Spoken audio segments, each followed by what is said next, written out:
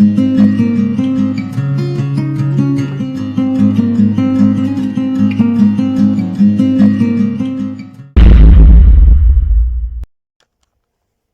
vamos a continuar con nuestro estudio del libro de Apocalipsis y vamos a tocar el capítulo 2 y capítulo 3 y que hace referencia al mensaje a las 7 iglesias.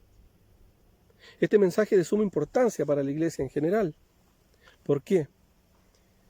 Porque los eruditos han llegado a la conclusión que no solo este mensaje va dirigido a las 7 iglesias locales que existían entonces, así esas 7 iglesias locales físicas que existían en la provincia de Asia, esa provincia romana, sino que este mensaje hace referencia a todo el periodo de la iglesia. Esto quiere decir que es una revelación de cómo se va a desarrollar la iglesia durante toda su historia.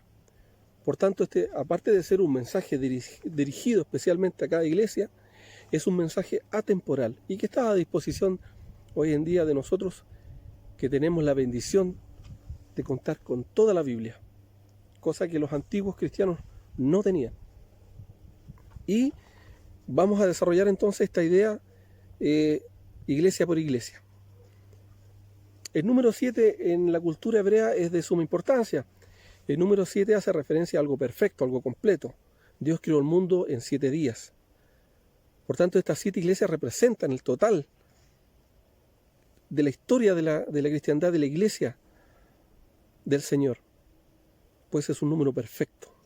Se completa todo el periodo de la iglesia.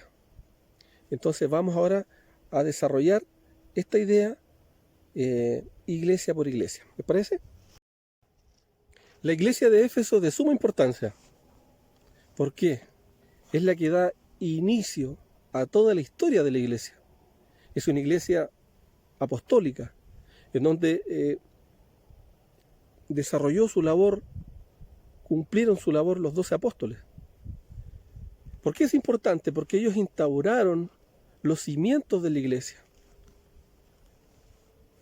¿Por qué hago referencia a esto? Porque hoy en día hay pseudo apóstoles. No digo que hoy día no se cumpla una labor apostólica, pero el título de apóstol no corresponde. Hay ciertas características que la misma Biblia lo enseña para hacer exigencias para ser un apóstol. Y una de ellas era haber estado presente en el ministerio de Cristo, haber presenciado su muerte y su resurrección. Ahora, los apóstoles, su labor fue instaurar el cimiento de la iglesia. Cuando tú construyes una casa, lo primero que haces son los cimientos, ¿no es cierto?, que es la firmeza de la casa. Luego construyes las paredes, finalmente terminas con un techo. No se construyen más cimientos, los cimientos se construyen una sola vez. Acá es lo mismo. En la iglesia de Éfeso se instauran los cimientos de la iglesia que hoy en día conocemos. Nadie más puede venir a colocar cimientos nuevos. Esta fue una iglesia apostólica y fue una iglesia evangelizadora. Cumplió una tremenda labor. Ellos dieron el puntapié a la ramificación del evangelio al mundo conocido de ese entonces. En su principio fue pastoreada por Juan, posteriormente fue por Policarpo. Y así después, posteriormente, continuó con nuevos líderes. Esta iglesia existió entre el periodo 31 aproximado al 100 de la era común y podríamos decir que su inicio fue Pentecostés. Y vamos a leer un poquito del mensaje, ¿no es cierto?, de la iglesia de Éfeso. Y dice: escribe al mensajero de la iglesia que está en Éfeso. Esto dice el Todopoderoso, que tiene las 7 estrellas en su diestra, el que camina entre los 7 candeleros de oro. Aquí nos vamos a dar cuenta algo bien interesante, porque en el capítulo 1 de Apocalipsis, del versículo de 11 en adelante, Cristo hace referencia a varios atributos que tiene. Pero aquí lo desglosa en las iglesias. En la primera iglesia hace referencia a un atributo, en la segunda iglesia otro atributo, y en la tercera iglesia otro atributo, y así sucesivamente. los atributos que ya había hecho presente en el capítulo 1, en el versículo 11. Esto quiere decir que el Señor siempre ha tenido una revelación progresiva para con su iglesia. Nunca ha entregado toda una revelación en completo, ha sido progresiva. Gracias a Dios. Hoy en día tenemos toda la revelación del Señor. No tenemos excusa. Sigamos. Yo conozco tus obras, tu dolor, tu perseverancia, que no puedes soportar a los malos y has puesto a prueba a los que se dicen ser apóstoles. Ya en ese tiempo teníamos pseudo apóstoles, pero esta iglesia los ponía a prueba. Pero no lo son y lo has encontrado falsos. Y tienes perseverancia y has soportado por causa de mi nombre y no has desfallecido. El mensaje a las 7 iglesias fue escrito aproximadamente en el 95-96, según dicen los eruditos, y en ese periodo la iglesia ya estaba siendo perseguida, y ya estaba sufriendo, ya había tribulación. Y Dios dice, pero estoy en contra de ti por cuanto has dejado tu primer amor. Y ahí viene el tirón de oreja para la iglesia de Éfeso. En su primer periodo fue una iglesia fuerte, fue una iglesia donde había amor, fue una iglesia que había estado con Cristo. O sea, obviamente ellos tendrían que haber reflejado todo el amor del Señor. Ellos tenían esa pasión. Aparte, la mayoría de la cristiandad de ese entonces eran judíos y ellos tenían la costumbre de ser celosos por lo que creían. Por tanto, acuérdate de dónde has caído y arrepiéntete y haz las primeras obras, porque si no, iré a ti pronto y si no te arrepientes, moveré tu candelero de su lugar. Esto es terrible. Esto sí que es terrible, porque cuando Cristo hace referencia de mover el candelero de ese lugar, eso hace referencia al Espíritu Santo. Una iglesia sin Espíritu Santo no es más que un club social. No obstante, tienes esto a tu favor, que aborreces las obras de los nicolaitas, la cual yo también aborrezco. Los nicolaitas era un grupo de personas que tienen una teología bastante rancia y extraña, externa, que venían de otras religiones. Y la idea era permear el cristianismo. O sea, Satanás desde un principio ha tenido la intención y el deseo de destruir la obra de Cristo. Y ha sido un tenaz enemigo de la iglesia. Sobre todo en el inicio de la iglesia. Fue cuando más en riesgo estuvo la iglesia. Pues venían doctrinas extrañas a permear, por así decirlo, el mensaje de Cristo. Traían cosas de religiones paganas y querían incorporarlas al cristianismo. El que tenga oídos, entienda lo que el Espíritu dice a las iglesias. Al vencedor le daré de comer del árbol de la vida que está en el paraíso de mi Dios. Aquí te das cuenta lo que yo les explicaba anteriormente, que el libro de Apocalipsis es el sello de toda la palabra del Señor. Aquí todos los cabos sueltos que tú a lo mejor puedas encontrar dentro de la Biblia, los atas con el Apocalipsis. Toda la Biblia. El Apocalipsis contiene toda la Biblia. Todo el mensaje concentrado está en Apocalipsis. Por de ahí tan importante y tan hermoso este libro. Imagínate, el árbol de la vida. El árbol de la vida lo hace presente el libro de Génesis, el primer libro. Y en Apocalipsis también sale. De ahí la importancia. Y dice, el que tenga oídos para oír, que oiga. ¿Te parece extraño eso? Bueno, todo el mundo tiene oídos. ¿Cómo no vamos a escuchar? Pero hay aquí un secreto. Este mensaje es entregado por el Espíritu. Y aquel que no ha nacido de nuevo no va a tener oídos para entender esta palabra. Y es más, hay hermanos que han nacido de nuevo y tampoco entienden la palabra del Señor. De ahí la importancia que Cristo recalque esto y que dice, el que tenga oídos entienda lo que el Espíritu dice a las iglesias. Y te vas a dar cuenta que esta frase sale en todos los mensajes de las iglesias. La iglesia de Esmirna también se encuentra dentro de la provincia de Asia. iglesia contemporánea a Éfeso. Pero como les dije anteriormente, esta iglesia la vamos a ver dentro del contexto histórico de la iglesia. Por tanto, Éfeso es la continuidad, la iglesia de Esmirna es la continuidad de la iglesia de Éfeso. Esta iglesia fue una iglesia atribulada. Tenemos los 7 periodos de la iglesia, pero este periodo en particular, que parte en el 100 hasta el 312 aproximado, fue la iglesia que más muertes ha tenido y la más perseguida y atribulada. Y vamos a leer el mensaje de esta iglesia. Dice: escribe al mensajero de la iglesia que está en Esmirna. Esto dice el primero y el último, el que estuvo muerto pero ha resucitado. Yo conozco tus obras, tu aflicción, tu pobreza, aunque eres rico. También la blasfemia de los que se dicen ser judíos, pero no lo son, sino que son sinagoga de Satanás. No tengas ningún temor de las cosas que vas a padecer, porque aquí el adversario echará a algunos de ustedes en la cárcel para que sean probados, y serán afligidos durante 10 días. Sé fiel hasta la muerte, y yo te daré la corona de vida. Aquí podríamos sacar un fuerte mensaje para la iglesia actual. Porque yo creo en mi corazón que estamos en los últimos tiempos.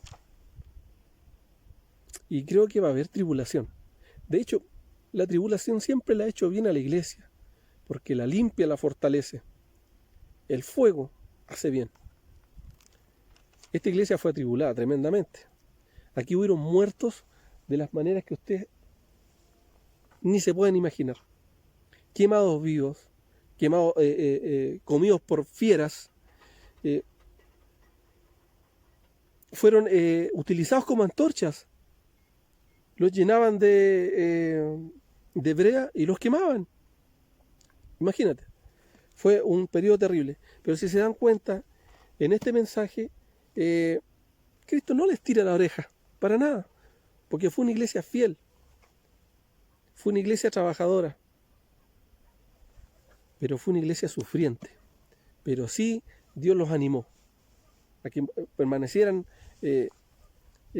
fortalecidos, que no decayeran. Yo creo que eso es necesario hoy en día a la iglesia actual. Tenemos una pandemia, hay problemas económicos a nivel global, la iglesia está muy cuestionada, los cristianos vamos a ser muy cuestionados, pero en ese contexto nosotros lo que tenemos que hacer es permanecer firmes, fortalecidos. Eso. La iglesia de Pérgamo, también contemporánea, ¿no es cierto?, de Éfeso y de Esmirna. Pero aquí ya la situación se empieza a poner más compleja. Aquí ya finalmente se termina la persecución al cristianismo, y con Constantino el cristianismo pasa a ser la religión oficial del Imperio Romano. Estamos hablando que la iglesia de Pérgamo está considerada dentro del periodo del 313 al 538 aproximado, más o menos en ese periodo. Y es la iglesia que se casa con el Estado, por así decirlo, ¿no es cierto?, que se casa con el mundo. Y aquí en realidad lo que sucede es que empieza el declive de la iglesia, en definitiva. Aquí la iglesia se empieza a llenar de teologías extrañas y se empieza a sumergir en una era que va a ser bastante larga. No vamos a leer en esta oportunidad el texto, quiero que lo lean ustedes en sus casas y busquen un poco más de esta historia, interiorícense. Es súper importante que se vayan interiorizando en estas materias. Pero esta es la iglesia que empieza a decaer. Esta es la iglesia que se empieza a hundir y se empieza a llenar de muchas teologías extrañas, paganas, porque el Imperio Romano era tremendamente pagano. Era un imperio que al lugar que a donde iba, al lugar que dominaba, adoptaba a los dioses de ese lugar, básicamente con la finalidad de que esos dioses después no tomaran represalias contra el imperio. Entonces asumían eso. Si bien con Constantino, claro, la iglesia pasa a ser ya la religión oficial del imperio, pero es adoptada y mimetizada, y hubo un sincretismo con otras religiones, con otras teologías que terminan por hacer decaer la iglesia cristiana, que hasta ese entonces iba muy bien. Fue una iglesia que da el inicio a la caída del cristianismo. La iglesia de Tiatira abarca del 539 al 1520. Es una iglesia tremendamente corrupta, por así decirlo, ¿no es cierto? Aquí se ve la corrupción eclesiástica. Esto estamos hablando del periodo medieval. ¿Sí? El periodo medieval. Y es una iglesia tremendamente pagana. Aquí ya hay costumbres paganas que están tremendamente interiorizadas dentro de la iglesia. Dentro del periodo de toda la iglesia siempre había un remanente fiel. Eso hay que tenerlo en consideración. Dentro de toda la historia de la iglesia siempre ha tenido su remanente. Dios ha tenido su gente. Sin embargo, la iglesia, como institución, ha pasado por procesos terribles, ha pasado por procesos de apostasía, de ingreso de teologías extrañas. Y este es el periodo más terrible, por así decirlo, es el periodo medieval, la época oscura que le dice la historia. Aquí hubo un periodo de mucho misticismo, de mucha ignorancia de la palabra. El mundo no tenía acceso a la palabra como lo tiene ahora. La Iglesia Católica y sus misas eran realizadas en latín. No cualquiera tenía acceso a la Biblia. Y la Iglesia Católica enseñaba conforme a su criterio, o sea, totalmente apartada de la palabra. Los cargos que se iban generando dentro de la Iglesia eran cargos en base a corrupción, a plata. Si tú querías lograr algún cargo de importancia dentro de la Iglesia, era todo manejable económicamente, con influencias. Fue un periodo terrible y oscuro de la Iglesia. Como insisto, no vamos a seguir leyendo para poder acortar un poco el video y no hacerlo tan extenso. Pero eso dentro del contexto histórico. Ahora, dentro del contexto de la iglesia local, se refería a que esa iglesia en ese entonces ya estaba con problemas. Había una mujer, una esposa de un líder que se hacía llamar profetisa y que entregaba doctrinas totalmente extrañas y paganas. Convengamos que en este periodo, en esa provincia, habían muchos templos a dioses paganos de todo tipo. Me parece que la más connotada, por así, parece que era la diosa Diana.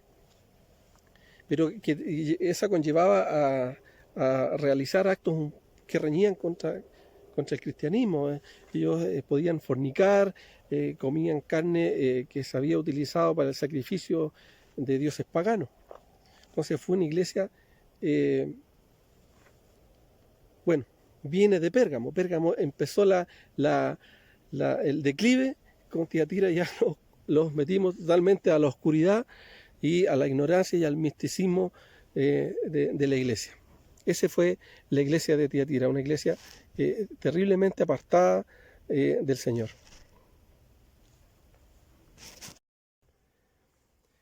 La iglesia de Sardis se encuentra ubicada entre el periodo del 1517 al 1755, dentro del contexto histórico. Pero también vamos a hacer una revisión dentro del contexto local, como mensaje a iglesia local. Y esta dice: escribe al mensajero de la iglesia que está en Sardis. Esto dice el que tiene los 7 espíritus de Dios y las 7 estrellas. Yo conozco tus obras, que tienen fama de que vives, pero estás muerto. Este mensaje hace referencia a esa iglesia que es una iglesia muerta. Estuvo viva y tiene fama de estar viva, pero está muerta. ¿Cuál es una iglesia muerta? La que no tiene el Espíritu. Una iglesia sin el Espíritu, sin el respaldo del Espíritu Santo, es una iglesia muerta, es un club social. Permanece alerta, le dice, y conserva el resto de las cosas que estaban a punto de morir, porque no he encontrado completas tus obras ante mi Dios. Siempre me llama la atención que dentro de los mensajes de la iglesia hablan mucho de obras. Nosotros creemos que somos salvos por fe y no por obras, ¿no es cierto? Pero la obra es el reflejo de la fe.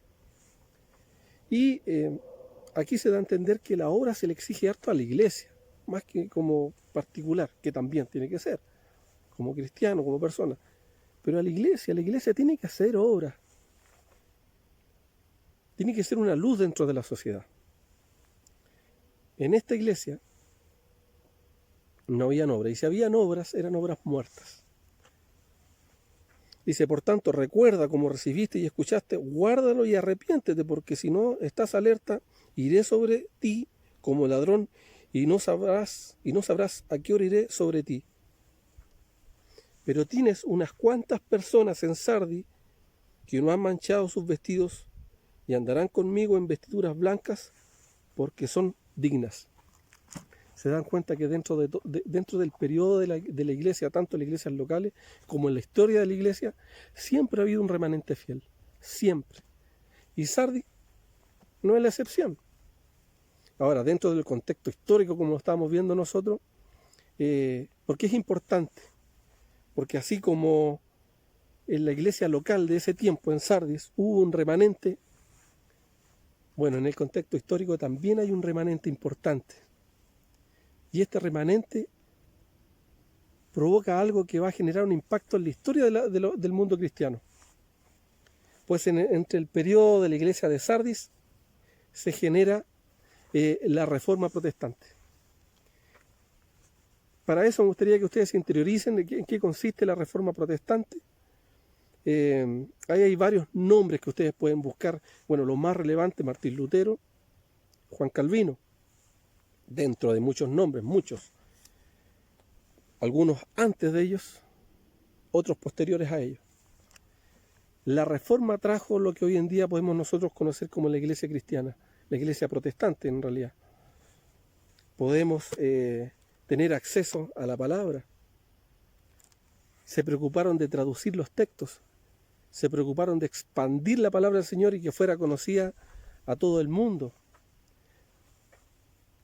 Salieron de esa iglesia que estaba inmunda, que estaba llena de, ¿cómo les dijera yo?, de malas enseñanzas, de doctrinas que no eran cristianas, y buscaron la santidad.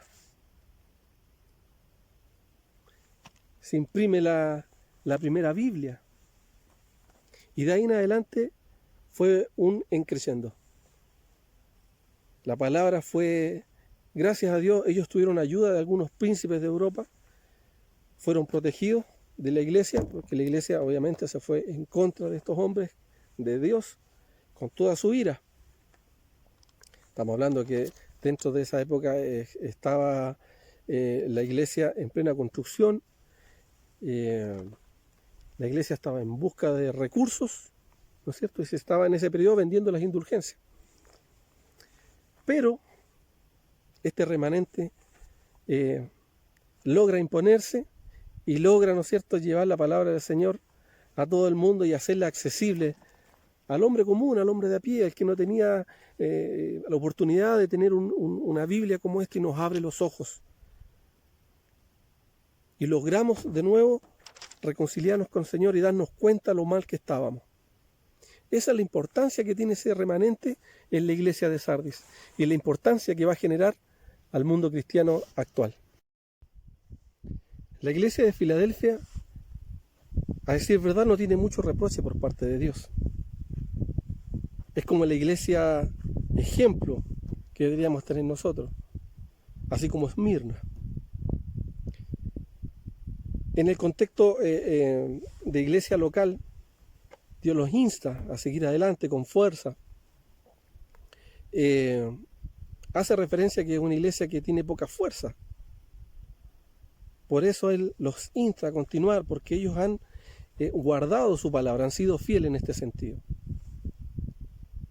En el contexto histórico también es muy parecida. esa iglesia Filadelfia, que significa amor fraternal,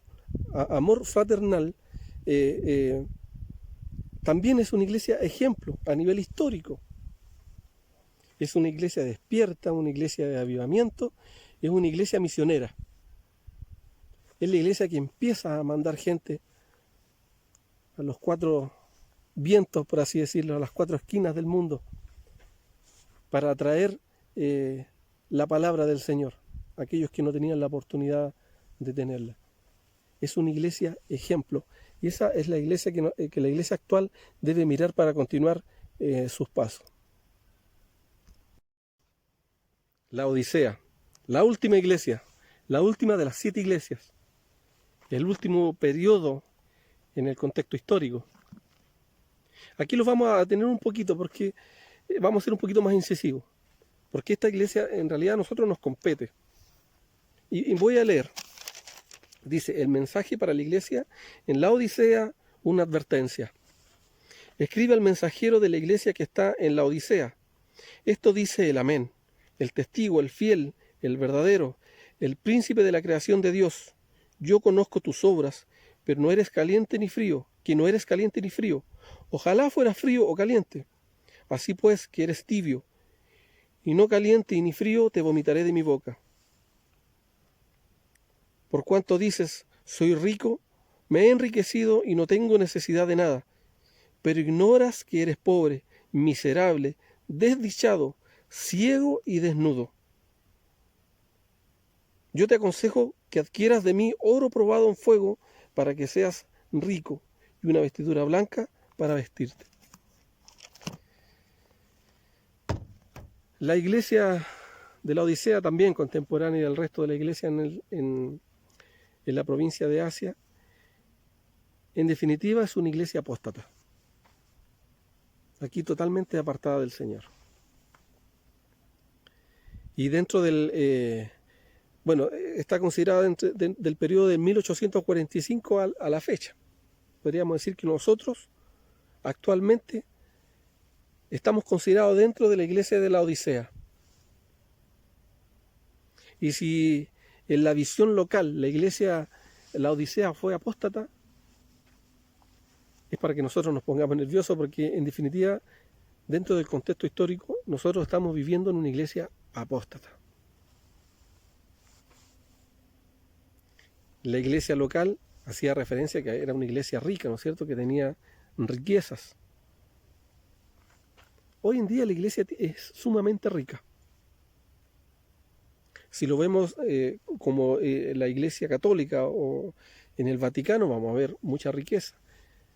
Y si lo vemos como la iglesia protestante, nos vamos a encontrar con tremenda sorpresa. No digo que la riqueza sea mala, para nada. Pero definitivamente la iglesia hoy en día descansa en la riqueza. Ha sido de importancia.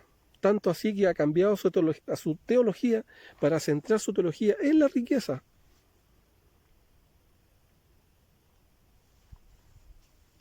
Creo que debemos meditar en eso. Estamos viviendo en un periodo de una iglesia apóstata. Y creo yo que esto, así como está hoy en día actualmente, la iglesia, muy cuestionada la iglesia actual, yo creo que esto va a seguir en aumento. La iglesia cada vez va a ser más cuestionada, van a haber ministros probablemente que se van a ir apartando cada vez más del Señor, dadas las circunstancias, y vamos a vivir en un periodo tal vez que por primera vez el cristianismo o los creyentes van a sentir hambre de una palabra y no la vamos a tener. Hoy en día en los púlpitos hay mensajes para levantar el ánimo, ¿no es cierto?, muy dirigidos al alma, pero hemos apartado el espíritu. Creo que ese es un tirón de oreja fuerte para nosotros. Pero como lo dije anteriormente, en referencia a otras iglesias, siempre a través de la historia de la iglesia ha habido un remanente fiel. A lo mejor no tenemos mucho de la palabra, no somos eruditos, Pero Dios dice, lo que tengamos, retengámoslos. Y aguantemos y seamos fieles hasta la venida del Señor. Retengamos lo que tenemos, no lo perdamos. La única manera de retenerlo es estudiando la palabra, nada más. Una y otra vez, como animal rumiante. Eso es importante. Bueno, este fue el capítulo 1 y 2 del Apocalipsis. Espero que les haya gustado y que les sirva mucho, pero es de suma importancia que, aparte de tener todo este mensaje que hemos visto, es importante que ustedes se interioricen en el total de la Biblia, porque si no, no van a entender el Apocalipsis. El Apocalipsis, como les he explicado muchas veces, es el sello. Aquí se atan todos los cabos sueltos. Así que los llamo y los insto a que busquen la Biblia. La Biblia es súper entretenida y es súper importante para nuestra fe que tengamos argumentos de la palabra para continuar vivos. Cuídense, hermanos. Un abrazo.